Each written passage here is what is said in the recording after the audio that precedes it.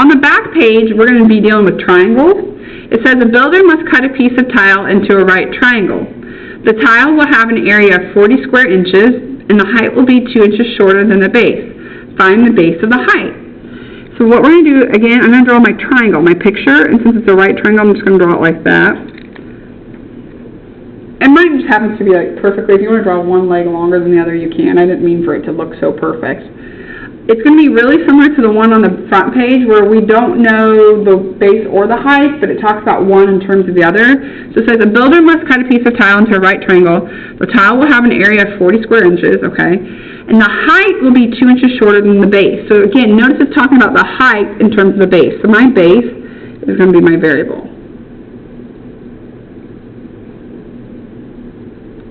So how do you show 2 inches shorter than that? -2, and it's going to be in the back, right? So if we knew our base, we know the height is going to be x minus 2. At this point, guys, the only bit of information we haven't used yet is the fact that it told us the area. On the front page, I told you the area formula for a triangle. The area for a triangle is A equals 1/2 base times height. And we have something to plug in for A. They told us the area. 1/2 part of the equation, he'll stay there. They told us B, well, we kind of have it, and we have something for height. So the area was 40 square inches, so 40 will go over here. 1/2 will hang out. What was our base? The x. And what was our height? X minus 2. And you guys will notice the pattern. Anytime I have something more than one variable, I'm always putting it in parentheses to say it goes together. Because if my base was 5, you know then the height is 3. And you need that 5 minus 2. All right. Who wants to do this with fractions? Not I, right? So what's the opposite of dividing? Technically, this is dividing by 2 when you have it. What's the opposite of dividing by 2? Multiplying by 2, guys. We can just quickly multiply both sides by 2. And that 2 and 1/2 will cancel out. But over here we're left with 80. Right? The opposite of 2 is 1/2. They'll cancel out. Here I'm going to distribute my x through. So I have x squared minus 2x. So I got rid of my 1/2 because multiplying by 1/2 is really dividing by 2. So if in the parentheses you would just ignore it if you're trying to get rid of the fraction? Yes, because this is, I know it's kind of weird, but this is all one big term because it's all multiplying. So it's all one big blob, so the only coefficient is technically this one here. Okay. So yeah, you don't have to worry about multiplying by 2 back here at all. This 2 just goes to this 1/2 and cancels it out. Okay. That's a good question. At this point we have a quadratic, but we need everything to one side set equal to 0. So we have 0 equals x squared minus 2x, and it's going to be minus 80 because he's positive. And again, if you want to write it flip-flop so that the x squared minus the 2x minus the 80 is on the left equals 0 on the right, that's absolutely fine. At this point, guys, we have it. We just have the AC method that we have to figure out. So what are factors of negative 80 that add up to negative 2? Well, remember whenever it's a negative, it's really two factors that differ by 2, 8 and 10, okay? So 10 will be the negative because it's the bigger. So this is 0 equals x squared minus 10x plus 8x minus 80. You do the little factor by grouping. So we have 0 equals x, pull that out, x minus 10, right? And what do we pull out? An 8. So 0 equals x minus 10, x plus 8. I know I did that quick, guys, but it's just something that we can't focus on in this lesson. So the factors of negative 80 that add up to negative 2 were negative 10 and 8. I took out an 8 from an x from the beginning to get x minus 10. I wanted x minus 10 left, so I had to take out a positive 8. So what are my two potential answers for x? 10 and negative 8. Is that okay that I'm going right to that answer and not actually setting the equal to 0? Remember how we get this is that we would take x minus 10 equal to 0, so the 10 would move over and become positive. What did x stand for? The x stood for the base. What would a triangle or a tile look like if it had a base of negative 8? It wouldn't exist. So this is not right. So the base, guys, is x equals 10 inches. The height, what do we have to do to the height? subtract 2, right? So we'll just have x minus 2 or 10 minus 2. Do you guys get 8 inches there? So like I said, when you find these two values for x, you're finding the two values for that one item. So in this case, it was the base. You usually have to plug the x back in for a second thing. Alright, next one is the last, beast, and then the other ones will go fairly quickly. Are you guys, I don't know, for being so small, I really like this class. I usually don't like small classes, but you guys are awesome. You don't complain, you just keep going, you answer my questions. Don't you think that should be a typical class, right, when I say that? There's nothing special, believe me, it's something special.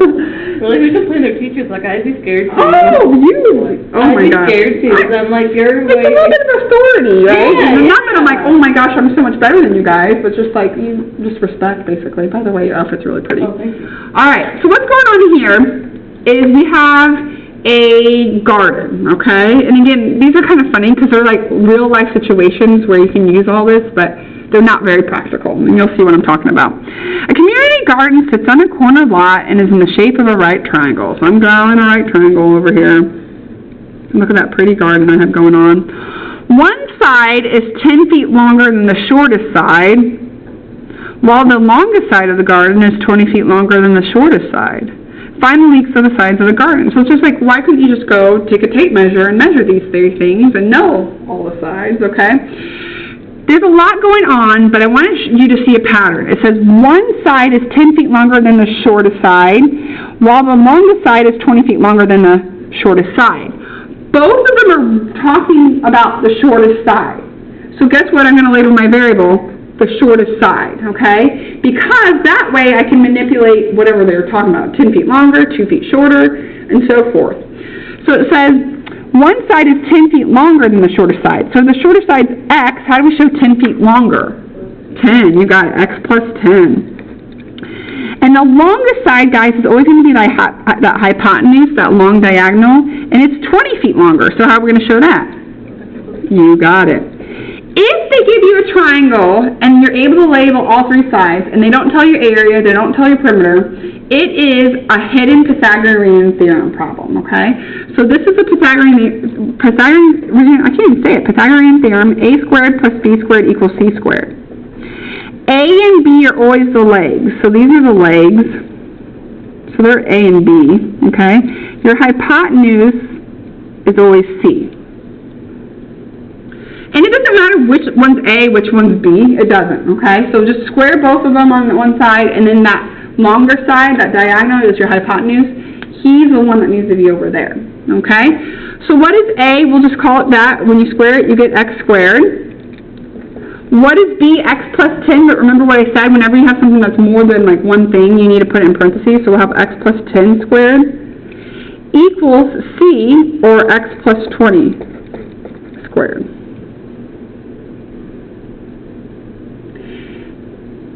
A squared, so x squared plus b squared, x plus 10 squared equals x plus 20 squared. This is where, as my students going on to future math classes, I hope you continue to do this and don't make the mistake. Whenever you square binomial, it's not just x squared plus 100. It's x plus 10 times x plus 10. We have to FOIL it, all right? So this will be x squared just because he's hanging out. So this will be x plus 10 times x plus 10. I'm going to write small because it just ends up being a lot of work.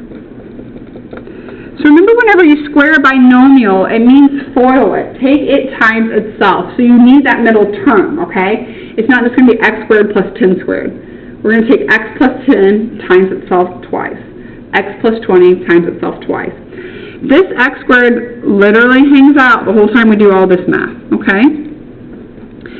Foiling is a term that they use just to help you remember, but really it's just distributing, okay? You're going to take this x, distribute it to everything in here, take this 10, distribute it to everything in there, all right? So x times x gets you x squared. X times 10 gives you 10x. So we took that x and distributed it to him. Now we're going to move on to the 10. The 10 times x is a 10x. And then the 10 times 10 is 100. Those that took Math 112 here, did they use the term FOIL? First, outer, inner, last, okay? Here it's going to be the same idea. Take x times x to get x squared. and then take x times that 20 to get 20x. Now you've distributed that first x to everything, so you're going to distribute that 20 to everything. So you'll have a 20 times x, another 20x, and then a 20 times 20, is that 400? Okay. Whew, that's a lot going on there. Even though it's a lot, notice it's a lot of common variables, so we'll be able to gather like terms. So x squareds will gather together, the x's will gather together. I am weird where I don't like moving to the left or right until I like simplify the left completely, simplify the right completely. So I'm going to get all my common terms together here first, and all my common terms together here first, then I'll worry about moving it over. So x squared plus x squared gives you a 2x squared. 10x plus 10x gives you a 20x. And then 100 is a 100. Why wouldn't that 2x squared equal just x to the fourth? Whenever you add like terms, you just say how many do you have. If I have one apple here and one apple here, I don't have apple squared, I have 2 apples. So it's just kind of like this. When we did 10x plus 10x, we have 20 x's, right? We don't change that variable at all. So they just have common powers. So we have 1x squared here and 1x squared here, so we have a total of 2x squareds. When you multiply x squared times x squared, that's when you'll add those powers together. And don't forget about that, because that will be in a couple chapters. Over here, guys, there's no one to combine with x squared. So is that plus 100 or plus 10? It's 100, because I did 10 times 10 to get 100, and so he's just staying 100. He looks really spaced, doesn't he? My 0 over there is really not by him. That's why you're asking that. Alright, over here, x squared has nothing to combine, but you have two 20x's, so that gives you 40x plus a 400. Is that okay? So all we can combine over there were the two x's. Whew! Okay, at this point, we have a quadratic forming, but I don't know how to solve it like this. I need everything to one side equal to 0. I'm going to move slowly over the x squared, the x's, and the 400 all in one step if you're okay with that, okay? Subtract your x squared over. What do you get? An x squared. Subtract your 40x over. What do you get? A minus 20x. And then you subtract your 400 over, guys, and you'll get a minus 300 equals 0. That's a big AC.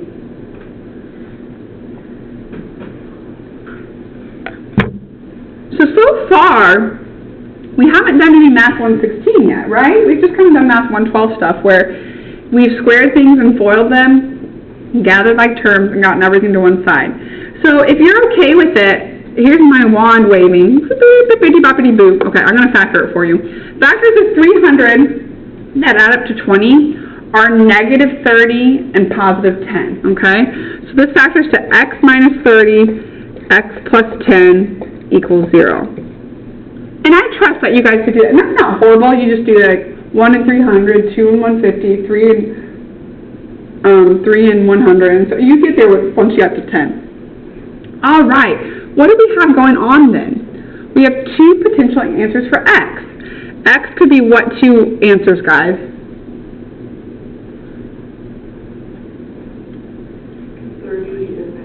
Yes. Remember you set those equal to 0 and just move them over? So x could be 30 or negative 10. But then go back to your little picture and say, well, what was x representing? X was representing a side of my triangle, so it can't be negative. So one side is going to be 30 feet. That's going to be the shorter side. What's the next side going to be? 30 plus 10, or 40.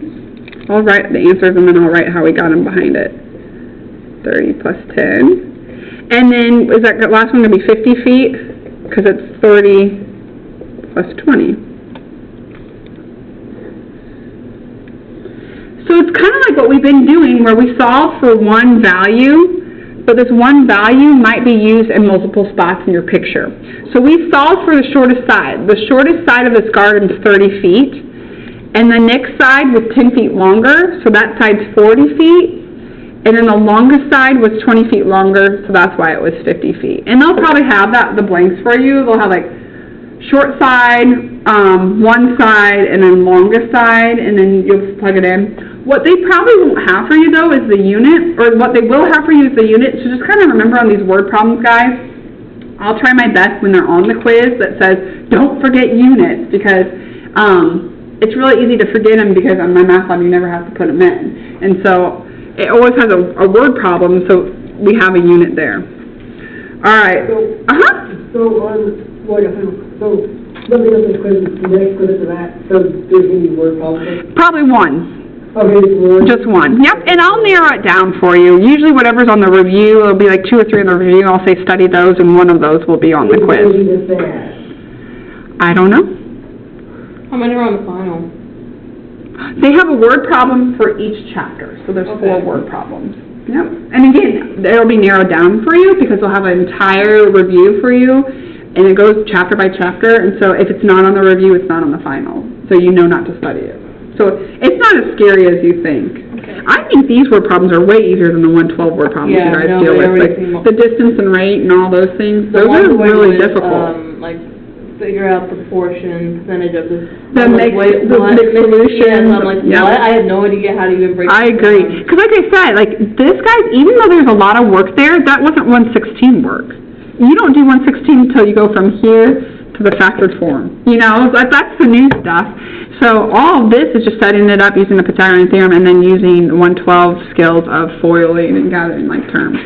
All right, second to last one, guys, and like I said, it's not as bad as those 2, and then this one is like a breeze down here once you get past all these. I want to point out this word consecutive. So it says, find 2 consecutive even integers whose product is 34 more than their sum. There's a lot of words there, but consecutive means what?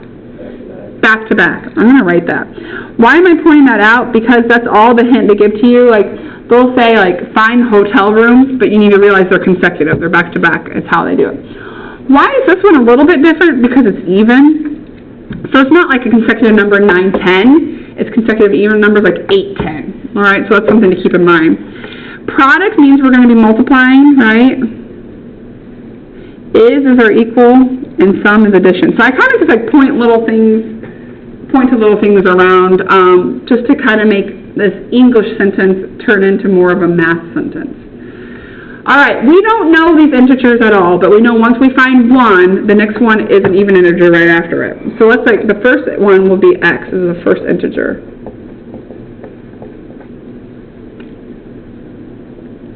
Now this is where, depending on your problem, guys, it's going to be different. So the next one is the second even integer. So there's a little bit of thought there. And what do I mean? On my math lab, it just might be consecutive integers. So if one number is x, what do you do to get to the next one? Just add 1 to it, right? So if 1's 9, what's the next number? 10. That's a difference of 1. So if it's just consecutive integers, it's just x, x plus 1, x plus 2, and so forth. But even, what do evens count by? 2, 4, 6, 8. They count by what? 2's. So anytime you talk about consecutive odd or consecutive even numbers, they're always counted by 2's, right? 3, 5, 7, 9. So this is going to be x plus 2, right? Because it's even. It still would be x plus 2 even if it was odd, because odds go by 2 as well. The next even integer would be x plus 4, x plus 6, and so forth. If it was just consecutive integers, it'd be plus 1, plus 2, plus 3.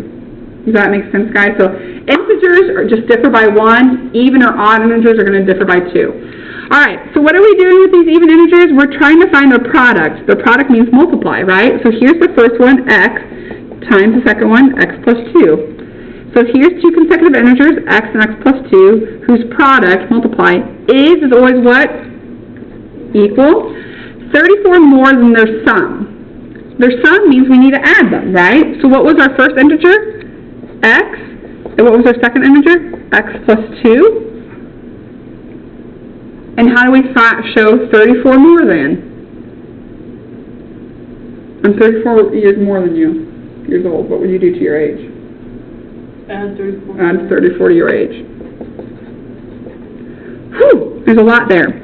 So here's 2 consecutive integers, x plus 2, whose product, so multiplication, is 34 more than their sum, x and x plus 2. There's just their sum. Did I really need to put the parentheses back here? Not really, but I like to do it so you see that it's a number that goes together. But once you realize that there's nothing that you're multiplying by or distributing by, you don't really need those, okay? So the next thing is to get it to look like those quadratics that we've been solving, okay? So I'm going to distribute my x to get x squared plus 2x. Over here, I'm going to gather like terms. Notice I have two x's, an x and an x, so that literally is 2x. And then I have two constants, 2 and 34, so if you add those, you get 36. So all I did, guys, was get rid of my parentheses and gather like terms. What we learned on Wednesday was to get everything to one side set equal to 0. So I'm going to subtract this 2x over here. You're going to notice something happens. And I'm going to subtract this 36 over here. When I subtract that 2x over, what happens? They cancel out, and that's fine. So we're left with x squared minus 36 equals 0. And you're so used to them not canceling and having that middle term and having that trinomial and using the AC method, but we know how to factor this binomial. This is called a difference of squares. Remember when it's a difference of squares? It's that open arms parentheses, right? So what is the square root of 36? What times itself gets you to 36? 6. So this is x plus 6, x minus 6. Okay? So what are our two potential answers for x? 6 and negative 6. And you think you have your answers and you put them in my math lab and it's going to go boop, big red X. Why? Because they wanted to know the consecutive even integers, right? These aren't consecutive even integers. These are just the first possibilities for the first one, okay? So say the first even integer was 6. What would be the consecutive even integer after it? When you're counting. 2, 4, 6, 8. So that would be a pairing. Or, what if your first even integer was negative 6? So it's like negative 2, negative 8, excuse me, negative 10, negative 8, negative 6, negative 4. And again, you're like, I don't know how you're doing that, Molly. I'm just adding 2, right? That's what we said our next even integer was going to be, just add 2. I believe on this one, they specify positive. I want to say they say find 2 consecutive positive even integers, but I'm not 100%. So realize these are the first ones, so these are just the first even integer. So you still needed to add 2 to it to get your second even integer. So add 2 to 6 to get 8, add 2 to negative 6 to get negative 4. Alright, last one. It looks like it's the most tedious because it has the most space and these nice little slots for answers, but it's really probably the easiest one. It says the triangle below has a perimeter of 33. Find the lengths of all the sides. Well, perimeter is just P equals add all sides, right? They gave us the P, the perimeter, so we know what to put on the left-hand side, and they gave us all the sides, right? So what was the perimeter? 33. And then I'm just going to add all the sides. Doesn't matter what order I add them, no. So x plus 3 plus x squared minus 6x plus 9, and then plus x. You guys see that? I'm just grabbing the sides from that triangle. I'm putting parentheses around them. Do you? No, you don't need to. I'm just showing you, like, each is a side, right? Like, here's the first side, here's the hypotenuse, there's the base. Do I really need those? No. Actually, I kind of want to get rid of them so I can gather all the, like, terms and start moving things over, okay? So I'll leave 33 alone for now. Over here, I want my quadratics to start shaping up. So I want the x squared term in front, but he's the only x squared term. Do you guys agree? So my x squared term will go in front. Then I want to get all my x's together. Let's see how good we are at adding positives and negatives. You have an 1 and then minus 6. So where does that put you at? Minus 5. But then add 1, so you go up to minus 4, right? So we're at minus 4x there. And you're like, oh gosh, I don't know how to do that. Just put the coefficients in your calculator. 1 plus a negative 6 plus a 1. That will get you to negative 4x. And then what's our constant that we have? The 3 plus the 9. So what's that put us at? 12. 12.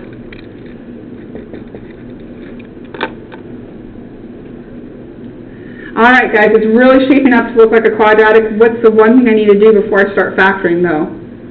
Make it equal 0. Make it equal to 0.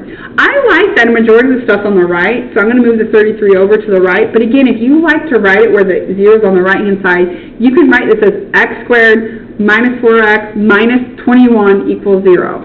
That's fine. But I'm going to subtract that 33 over. So we have 0 equals x squared minus 4x minus 21. And at that point, it's that beautiful trinomial that we know how to factor using the AC method. So factors of negative 21 that add up to negative 4. Negative 7, positive 4. A little waving of my wand. Poof! It's going to factor to that. X minus 7, x plus 3. Again, a little waving on my wand. So x is potentially 7 or negative 3. Are those the lengths of the sides? No, those are just the potential answer for this length of the side. So which one should we automatically rule out? Negative 3. The negative 3. I don't know what that triangle would be if it had a negative side. It doesn't make sense. So down here, and my math lab's very similar to this, guys. They're going to have each of them labeled like this in a box for you to put in the answer. So the side labeled x is what we just found. We found x. So guess what we can put there? 7. How do we find the next one? Well, we just add 3 to it. What's 7 plus 3? 9. Nope, one more. 10. 10. And then over here, as crazy as it is, we will put it in our calculator exactly like that. We'll do 7 squared minus 6 times 7 plus 9. And you do the math, beep, boop, bopper, beep. Do you guys get 16 there? Mm-hmm. Okay. And those look like legit sides. So 7 was the shortest, 10 was the next, and then that 16 is that Do you hypotenuse. fill all these in now on my math lab? Yeah, so they'll have them actually written exactly like this. So they'll have x equals, and they'll have a box for you to put 7. They'll have x plus 3 equals, they'll have a box for you to put 10. So they label it really well. If it had a unit, guys, you would put the units there, but notice these didn't have units, but if they had like inches, meters, feet, you'd say 7 meters, 10 meters, and so forth.